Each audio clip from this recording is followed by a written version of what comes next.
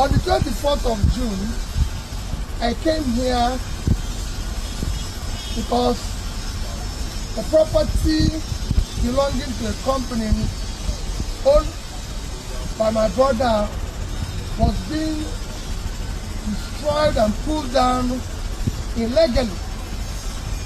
And I said, what is happening? Eventually work was stopped. The court ordered even that work should stop, and it was stopped. But I noticed that on weekends they will come and continue the work. As you can see, the building, the land has been divided into two. A new fence has been built, you know, and they are busy clearing the debris to make it an empty land. And this is what is happening. And since that 6 weeks, I've been flying, appealing for people to show me who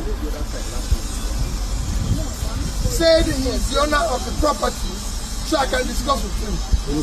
I've never seen the person, nobody have appeared, but people are working here every day.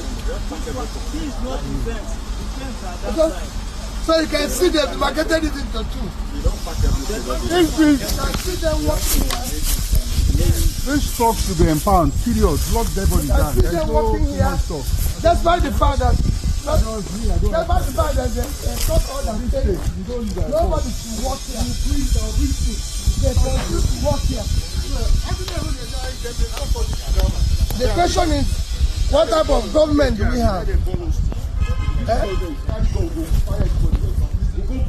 What we are asking is, what type of government do we have in this country where court will issue an order saying stop work and people are busy still working?